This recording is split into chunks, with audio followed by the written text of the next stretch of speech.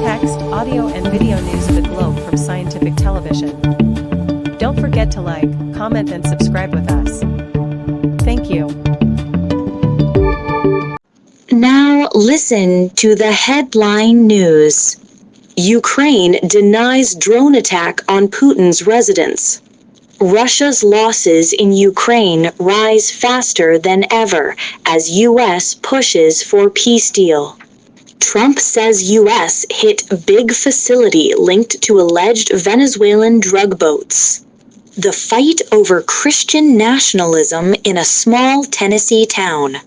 K-pop band New Jeans breaks up after bitter feud with record label. Alleged Bondi gunman acted alone and did not train in the Philippines, police say.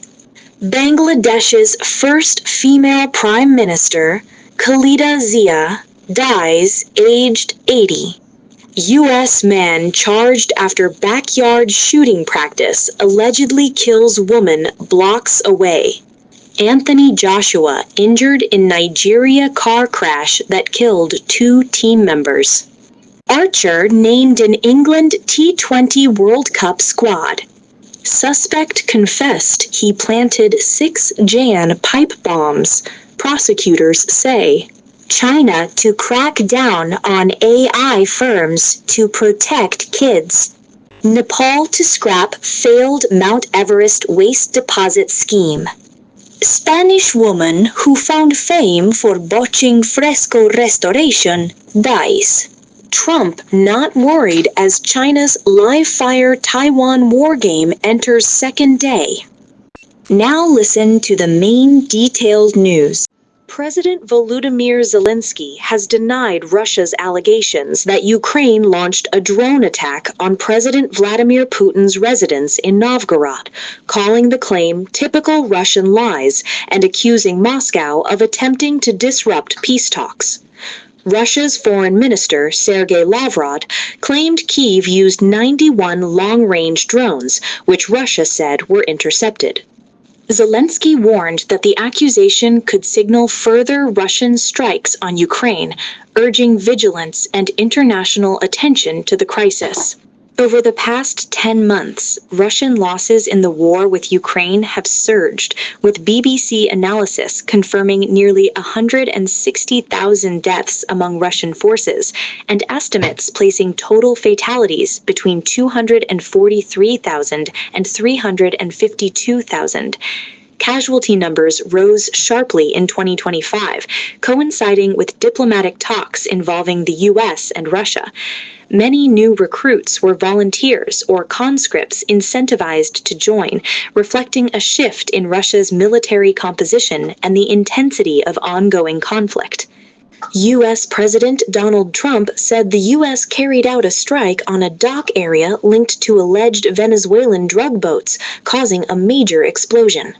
While details and the dock's location were not disclosed, CNN and the New York Times reported it was a CIA drone operation, potentially the first U.S. action inside Venezuela. The strike marks a possible escalation in pressure on President Nicolás Maduro, accused by Washington of leading a narco-terrorist organization. Josh Abitoy, founder of Ridge Runner, plans a new residential development in Tennessee's Appalachian Hills, centered around a working farm and church. The community is marketed to conservative buyers valuing faith, family, and freedom. Controversy erupted when 2 early residents, podcasters Andrew Isker and C.J. Engel, expressed Christian nationalist views, questioning modern rights and advocating strict immigration policies. Their presence has drawn national attention, creating tensions in Gainsboro, a small town of around 900 residents. K-pop band New Jeans faces a major shakeup as Adore terminated 20-year-old Danielle Marsh's contract, leaving the group with 3 members. The label is suing Danielle, her family member, and ex-boss Min Hee-jin for $32 million in damages. Fans' hopes for a 5-member comeback have been dashed. New Jeans, famed for their 1990s R&B pop blend and global success since 2022, have been embroiled in a bitter year-long feud with their agency over treatment and contract disputes. Australian police have confirmed that Sajid Akram, 50, and his son Naveed, 24, acted alone in the Bondi Beach attack, which killed 15 people at a Jewish Hanukkah event. The attack, Australia's deadliest mass shooting since 1996, has been officially declared a terrorist incident. Both gunmen traveled to the Philippines in November, but did not engage in training or preparation. Sajid was killed during the attack, and Naveed faces 59 charges, including murder and terrorism.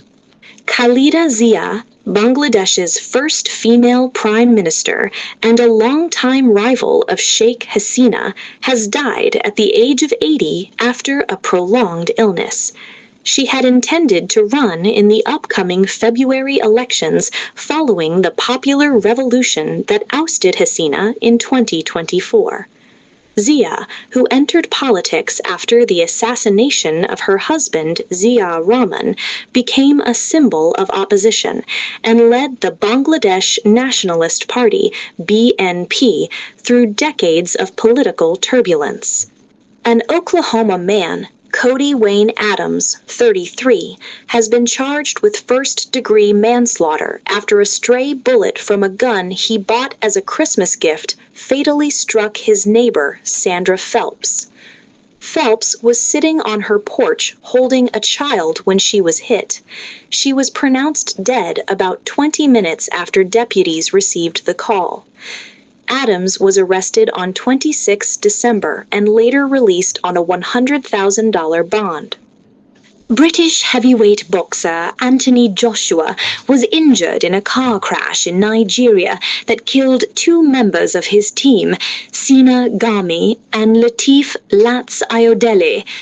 Joshua was a passenger in a Lexus SUV that collided with a stationary truck on the Lagos-Ibadan Expressway in Ogun State.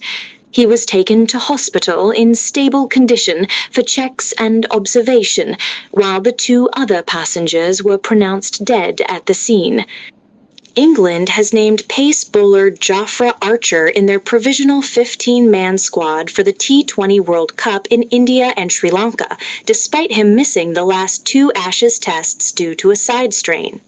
The squad includes Ashes performers such as Josh Tongue and experienced players like Joe Root, Harry Brook, and Ben Duckett.